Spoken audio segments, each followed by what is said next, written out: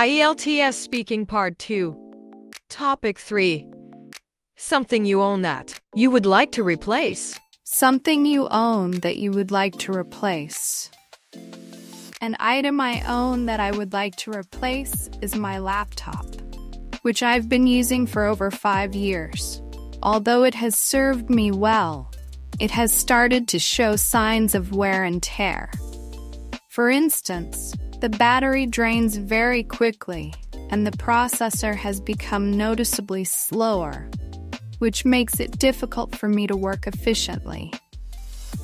I use my laptop every day for various tasks, such as preparing lessons, teaching online, and communicating with students.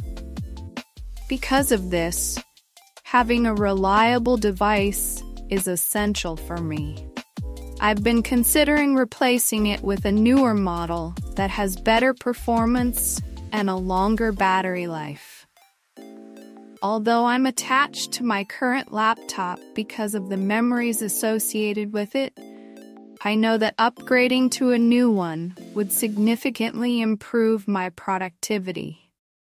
It's something I've been saving up for, and I hope to make the purchase soon.